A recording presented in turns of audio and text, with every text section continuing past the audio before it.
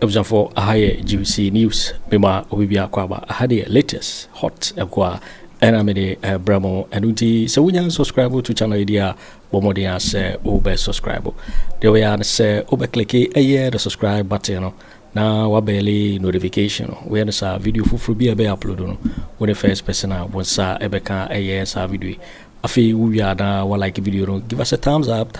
Now fi share my work for so now when you be here now and somewhere also a Ghana memoir. Afi yembura ye and somewhere abeto yepno so umayenti a year sa reporting somewhere abeto jamainti. Nidia back Ghana Police Service moi. Just a maso cry meya maso. Just a course across the country. If will be very privacy. That depends on your dynamic number. Just a Sana police for no di dumana ye dine chipa papa. Now for the first time. Yeah. Now everybody I say President Mahama, don't disappoint Ghanaians. Yeah. Just say we no should tell you say in someone na ye kano. Then you throw the idea. Yeah. Say ya now so say obi nko na say na obi mra. Na manfo ni agye say nipa no free ho. Na manfo ni sa agye say ni e wo ba no. Just say omu hu ni omu nya omu. What want to tell you? So, yeah. Now, we just a signal to everybody. Yeah. Say, you do quite do more. It's not about you, your personal people. Every catch them. Basically, every do baby not a day show be now. So, we can't if it is, it's another Muna my pew. And they say, they for and for free. So that's correct. But Apodana now with you shouldn't it? It is so before that's a one fact. Ne a year. Now you see, Yamba Ghana for be entering your mediasi. Sabe, you say position is not a possession. Just say, your mouth dibia and Japadi. I saw who say a bread down. A bread down. Ebia, ye do West Honum. Yet to obey, Yatu Ababa, and this is 4 years, and I'm a correct. A job there 4 years to no be super pepe and Siasaka Kotuaba. But Minister now, President Mahama appointing on. One appointing they say, oh, they know 4 years, and I'm a sanity, yeah. But say, oh, dear bra, and I do ya, Mrs. Anno. Well, don't know, dear, won't get a 4 years mandate. President decided that Nigeria was a sound or best sound. I don't know elections in the end. She had to say to me no a show one sir. A year would be to say Usubai and then I do overco. And then I was reading something. A line between reputation and character. Reputation there. You bet when you're now farmer or market can oh and the way there just say that ye come want to say. The moment Subaina ya wona wo ye kafa ho say wo ye kama wo ye say no. Sa Subaino. Yes oh so but o character ne there akwakwa ye say nyin no. Adichi bia no na pie Nepie, a duty me fancy. Would you fear ye 1 month, 2 months, 3 months? Free hope, a month for the William. The same thing, and I was one. Now, my main key issue. For the first time, as I said, Abanye, me a more institute to investigations into the activities of Dampare. Number one, it is alleged. Say police provident fund. Sika or Mukombishi by $2 near to near the fund. I don't know what they bought the whole Ghana police service. Let's say over 30 years or say in IGP Bianfan in Sanctuary Canada. Dampare and the Nizaboom. Police welfare fund police for yetete wo mo welfare ebitua 300 Ghana a month ebitua I mean obi ani ho awotua below okay maybe e bia o ma bafoforo no e bia below 200 cedis so on yet no yeah but every month no per police number over 57,000 near the now offer average now the check here every month almost 17 million Ghana cedis every month quite huge no as a senka police for no obi ade ho ache na wo pebosia ese so otimi nya bi yeah obi ya ese se etimi donate bi man ne kai ka ho sika ni na ewanfa they must investigate and they say nipa ba bedi ayi so okwa na enu ano no ese se ba ne sa so that omo mudi etire ba no so no omo besuo bibia firim na omo ankwa ye nnuama bi a ense se omo ye Ayi womo allege extrajudicial killings under his administration. Yes, you cried there is your headquarters. Yeah. You bubon kofo tu eku womo.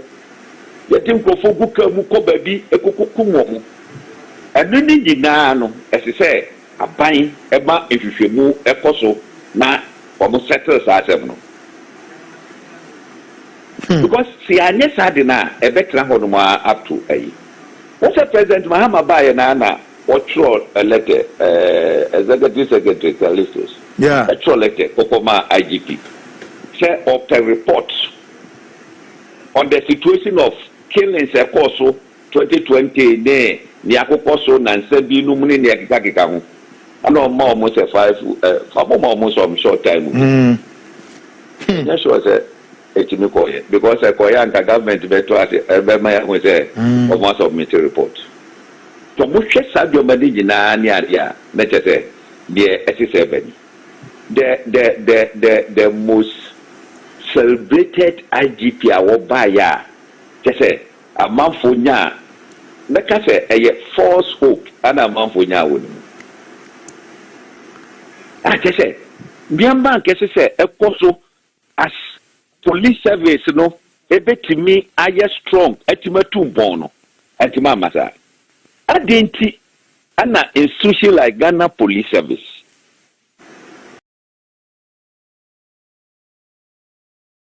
na you can say wo board members nyina no they are not happy with you obi akọ officer no afodo ni arms no atranse because who be business is also an opera. Just say, Usru. Ghana Police Service, the check of command every but so say Bunkrugu yo now we have problem. The station officer cannot solve it for you. The district commander cannot solve it for you. The regional commander cannot solve it for you. This is about Dampare. Adentia. Ghana Police Service. That first, Obete o BBS Asante region.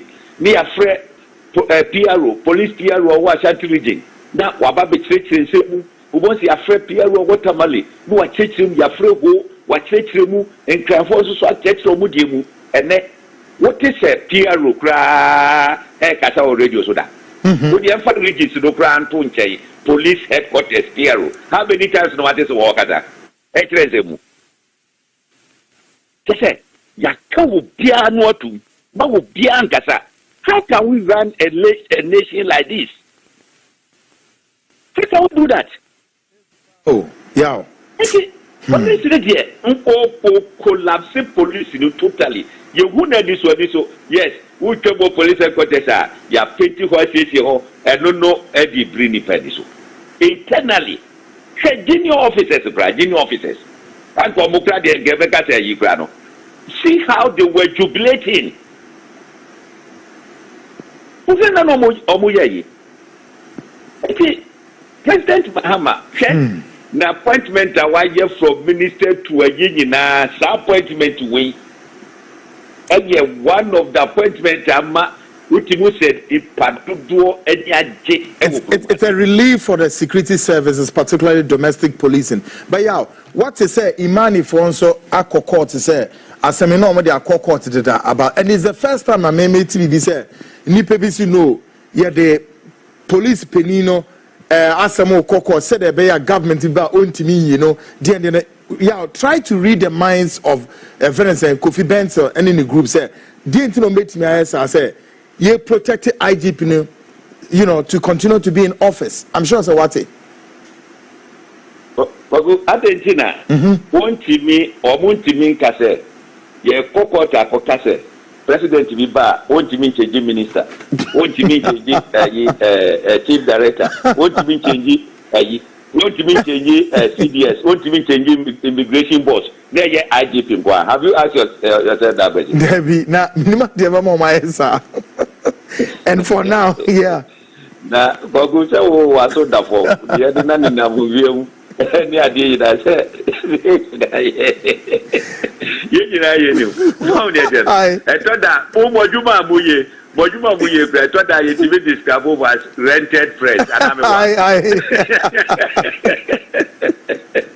It is other money there. Manja do have a nothing. Go to Yapamono. But yeah, what's the course of immigration? I think the immigration fire service also say Jubilation a course or pass or also heads of security services in immigration is separate no retire Anno Mumano 2 years extension 2 years extension so yeah the other day I think one said that the problem yes only the now for any happy with the extension and the but what am back to the new IGP COP Christian Teteyono ya bema ni tinkwa na binim se ene ye kase ipoma phone ni na obi ani anje any anje one thing you should do first say o make sure say the whole police omo be supu ho nyina papa the office ankasa o make sure say o be ye thorough work wo hono on get thorough work for now no ono ankasa no officer no wo mu as Director General, Deputy IGP, no, or the Omo Gatra, no Munya Kodumajuma, Kama, and sir, or move to that place. Number two, a police for Munam Kwaso and then Dampare boy, who sat in what no money in Kwaso, MTTD. Yeah, tis a bass and on one case be brinat to read him near there. So much Jan Quanche, Bisugu, Pioneer, to Omane, Afa Quayimo. It should be official. Yeah. So apart from MTTD officials of Mbawakwanso. Yeah. You hear space for Biazo Monkodum. Yeah. Now I don't know every one. Now, say they are walking. You don't say we are Dampare boys from Heritage. Those nonsense must stop. It must stop. Papaya no IGP maybe Anameka. So when it comes to operations, a difficult part of the match. And I can say here without a shred of doubt to say the whole Ghana Police Service will be a war informants a saying. That's correct. Will be a war informants. Yeah. Now what you BB a brow war Greater Accra warrior regional commander and was setting up team. Me honi padi dan pa know. I don't know ama me hu me ama di so kakra. Am robber be come ha bia. Se o pite to you know the group work with you aba. Yeah. Na sa group no todos robbers are no more handle yet difficult for police to calm them down. The group no estimate chin wo nyina. Yeah. Ke eto da group no free no more Kumasi. Na a conform what is Kumasi for better o mo eto mo through do my yeso atrede. Yeah. O mo be fish o mo nyina out. Eti What you be a me wojidie wo no say papa obi bia wo no ba not director of director general of operation of the Ghana Police Service. When you say ototo papa so I won't be ma me dada no. Good. Good one. Won't be ma me dada. Yeah. E to do me there. Ye share no cry. Na fi attach police fo nyina say mo make sure say mo be man no the greatest support. Good one. Na mo nyina mo source it together. Good one. Mo. So yeah, you do see as because I know sir from next week, in the course of Wednesday, you know, be exclusive one-on-one deeper on more analysis and a report I hold about. But wait there, we can say Obama bites in the name who say Idrumano. To me, I am a Ghana Police Service. Almost any other. Yeah, that's the part I know. Obite over there, pray. Me wana and confession says so. Frɛ me sɛ yakokum kɔfoɔ bi me ankasa me yɔnko brɛbɔ baako ɛka ho obi a wonim dadajo obi anim sɛ dadajo ɔnyɛ obi a ɔyɛ very harmless human being, very jovial. In fact, he's a journalist.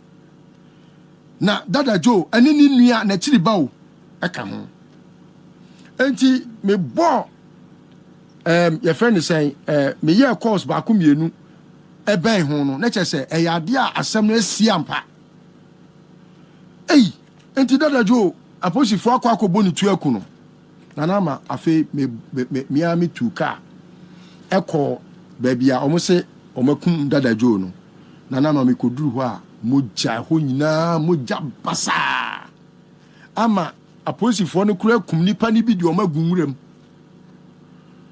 meken na kwasifo ri atro krata ba badwa mu sɛ nipa omo no aposifo ne kɔ hɔ no mo ku omo ne yɛ nipa 5 nanama sɛ no omakum nipa 15 I didn't exist nyanda nyanya deputy IGP we have about 6 or 7 of them former yanya obi a were in charge of operation da yanya obi a were in charge of administration so what has changed sometimes a dear de to ni balance ka ho dam no a dear that's for a dear and you know Dampare de mo na mo budget no so dam empare dam na pare who say I said police and court say wa dam one am kola Friday every weekdays you will get 3 days of the week school kola ko no money ajibi akotwa pictures you get 3 days of the week ni aswa school kola I will go on no much pictures so we our order mamo no magic park no modi no mko no the police service na here no but you basic kuma ko pictures e ya be chere mu so ye adwuma ti IGP there no but I bonade wuhia na ka obi di abraham sadam bonane nickname ye ne guy name ye Mr Cemetery meaning what cemetery flowers no ton no so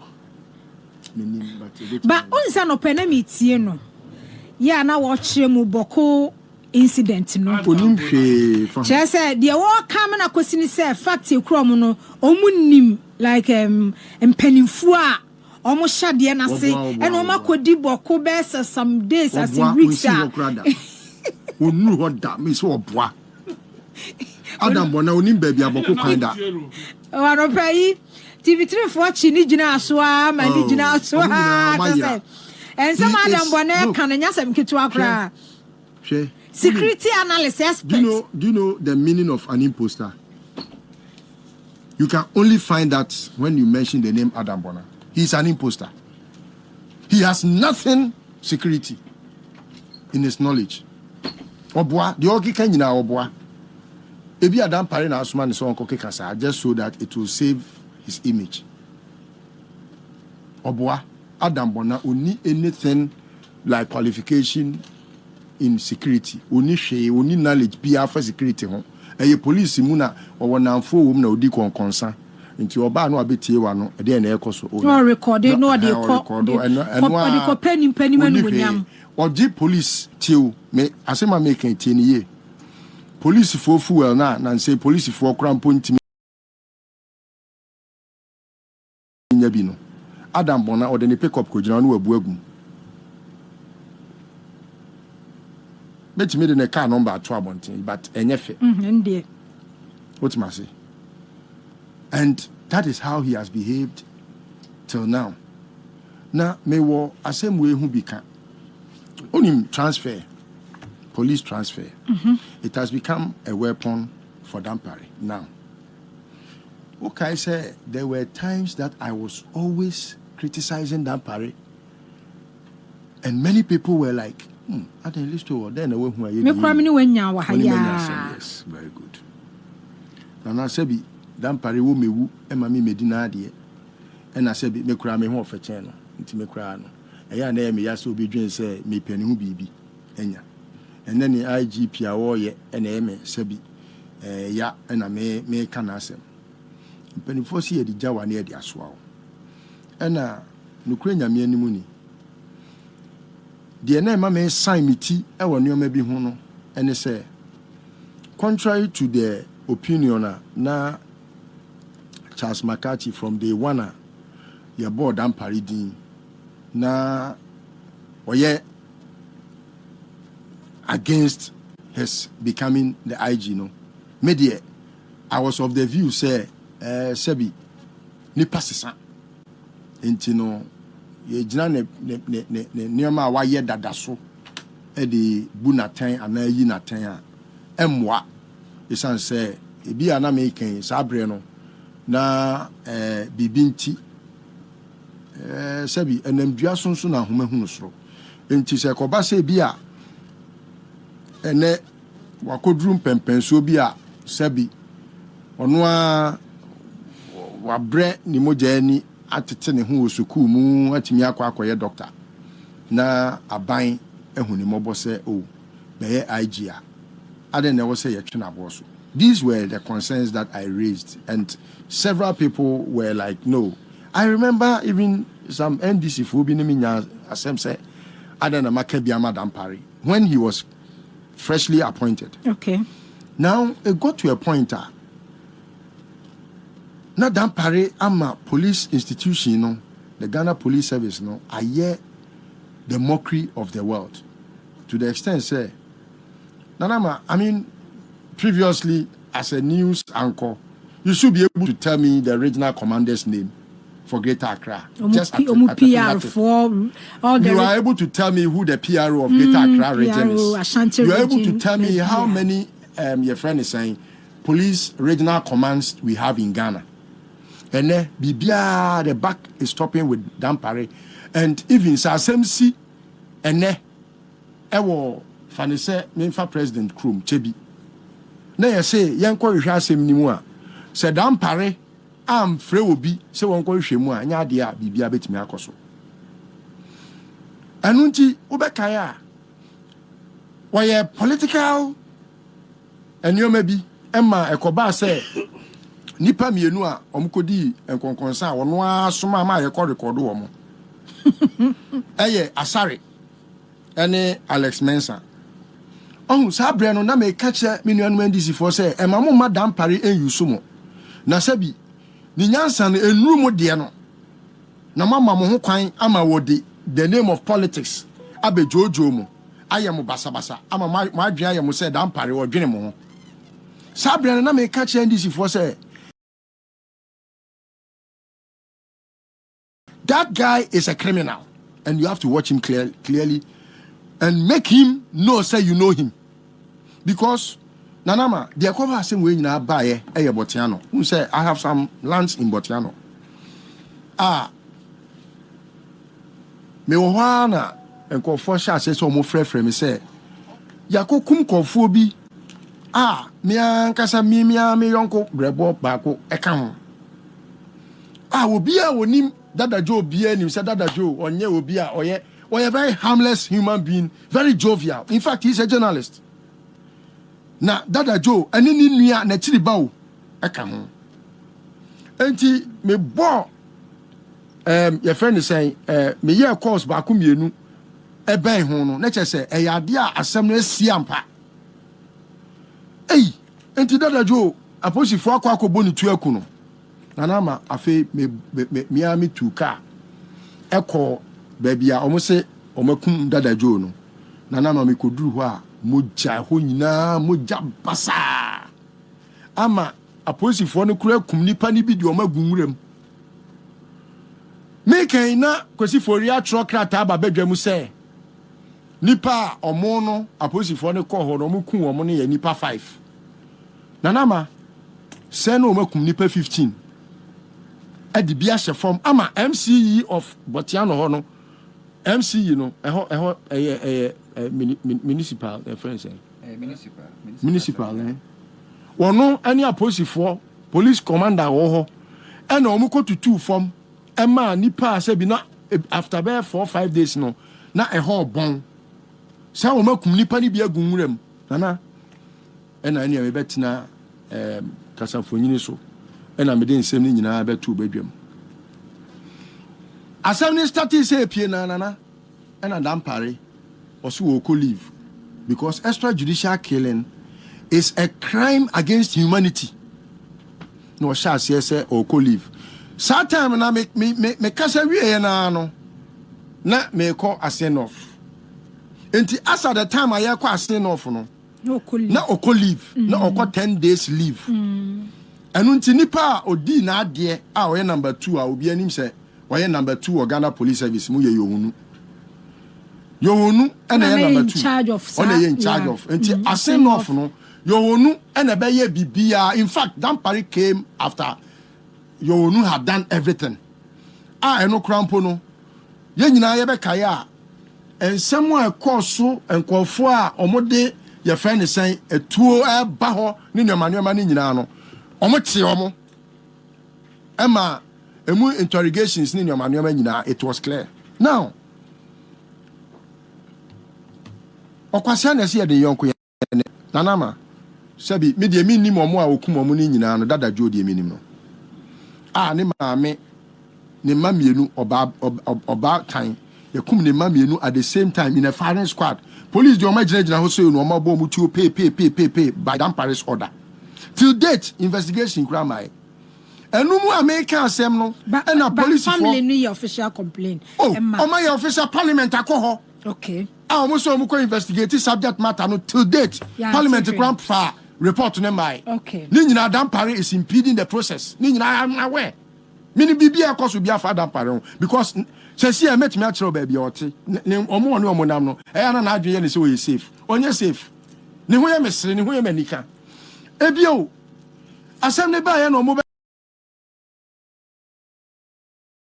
remind me say okay abedonko nkranza omukofa ni free ne dem eno mbo ni tuo eno omukun no ena asembi abugina pon so your friend say polytank case no eno so nipa 7 omakum omo enti anu mu na yakeka nipa 7 omakum omo nyina abugina pon Savannah region abugina pon ne polytank sikano yakun nipa 7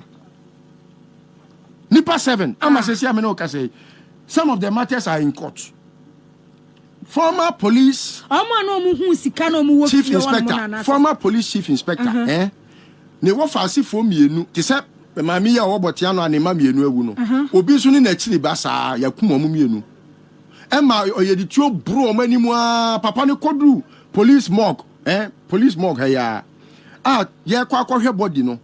Ne te se wo se ye keka we anim se ani hwe ede ne hwene siansa ne ehu se ye ono a.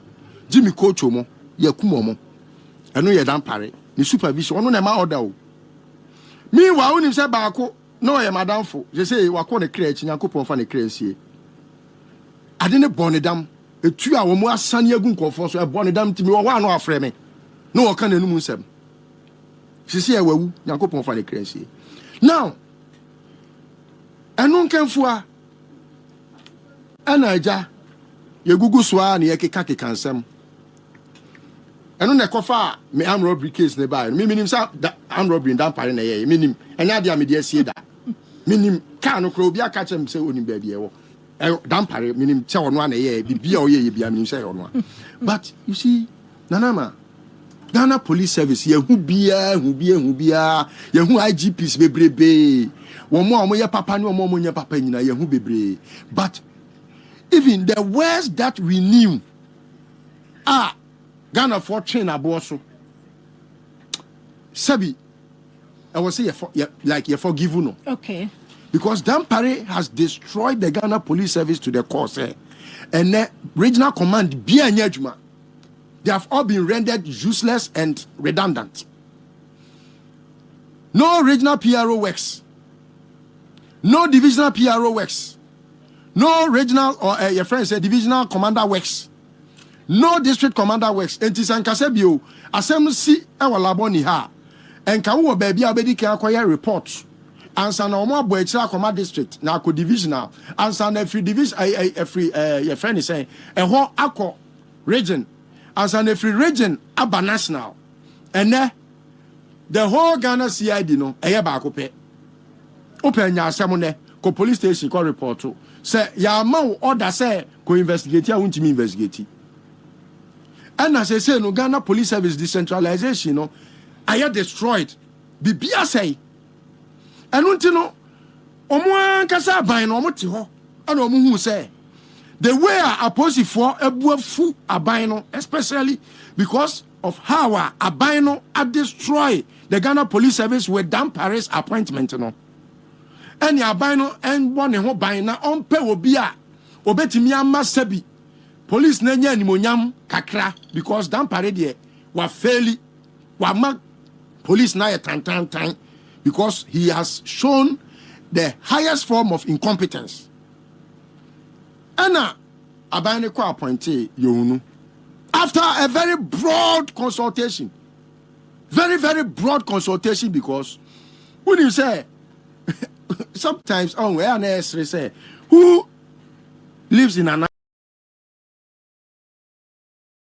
island and sabi in previous Nanama. Why any police ni Adamfo and only police ni Nia? And Tiano Nekofa Sanuma wing in by an affair or the transfer. Alex Mensan Qualam, you but I could know what would catch a quala done in some after recording. After recording now, Omokoti in a talk our parliament. No, and was say, I was it's only Alex Mensa your retirement. A cow. It's a war one office or no. A quala what would catch a no what transfer or transfer so do call baby a year cottage remote area very remotest not wako show akpo wo ye nge no naka no my friend say ya transfer naka agina ni fia no e be sesa ne nyoma de nako akura na se obi a wawo fufuro na wo kura senke e ma 3 months leave wan hwe o city wa adodankwa ono so and I say, oh, yeah, Juma Yoko. On ne driver, our police ni ne mammy as any papa. One more, omunim driver, no, amonitiwa, omuditiwa, the down quechi, a quay any being now, buy what transfer munina when you back or crave him. Cecilia Menoka say, I'm going to use Obi case study to tell you what Dampare has done. Wrap up near the topic in patch. Now, him or the Ebiako Obi. Nipa krono why petition nipa krono on fan cheme because obi na eli ki amame but it is just so that nipa behu boni e ekoso nipa krono ono na in charge of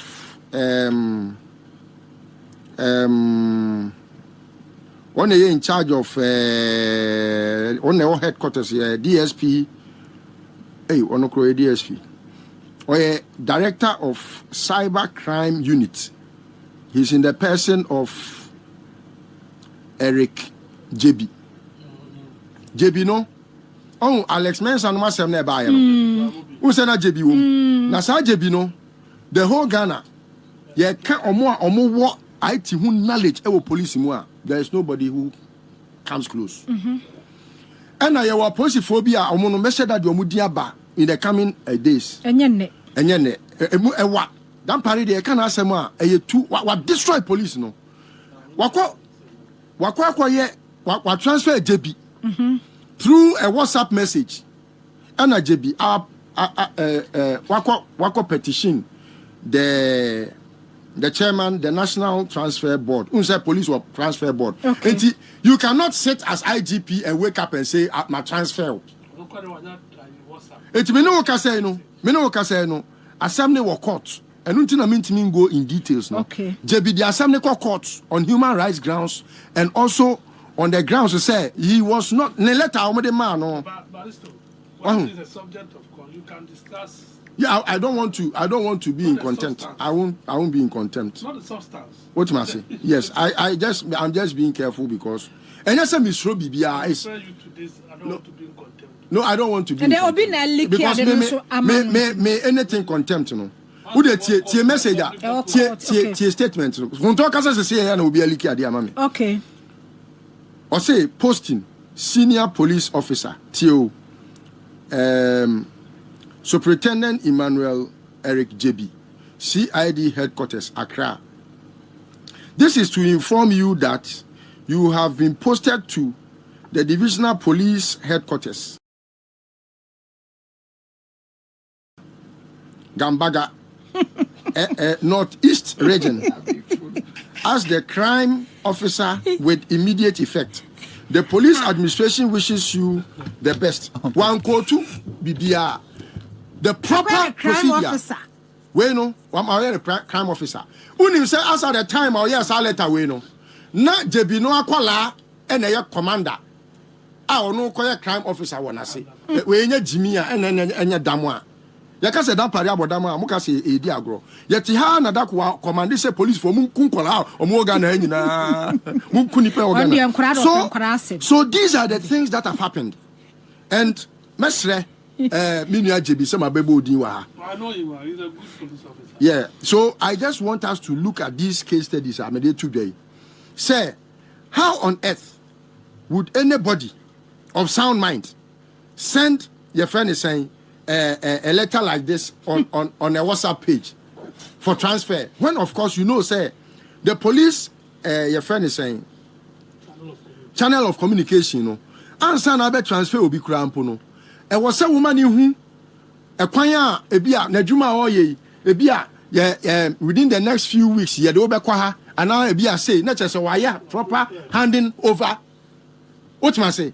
Oh sorry ya my transfer say wo pa un yo hunu ya was ontimi ne nya adwuma opa for yo hunu kwa ya udp so on can so ontimi ne was waka dia waka was ontimi ne nya adwuma every day ya yes appointment no yo hunu kura on fa ne ko so we ko tina parliament na yo hunu tinachi o on kasa on fi no appointment never we na sade na ba. What you say? He will never mind him. What you say? Once he was appointed as the way are you no otiano or ye friendly to all. And as I say, police for no, according to say, most of them have worked under him. And untino, as someone who has been openia or in kwala ye juma, one in kwala ye juma, fe so no. Obia boni dinpa and as I say no why do you say ye ba be you afri ho ama yo nu aba be ye the substantive IGP because mostly no omo ye tied omo ye deputy IGP no they become the substantives.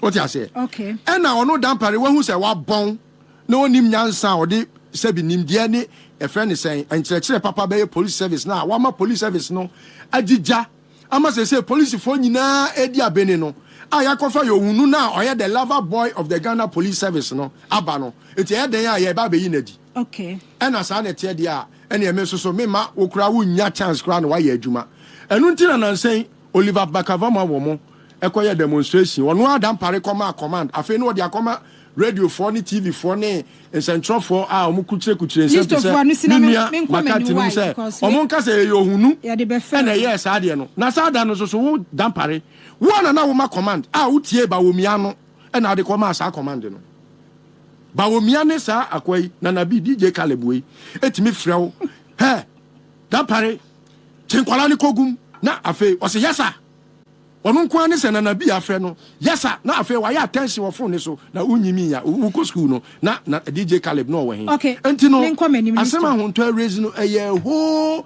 subject e wo se da ko yetimi tena ho ensem bebre wo ho ya bo ne tofa ba ensem bebre wo ho police fo no se no omo dia memene mfe and a adwuma.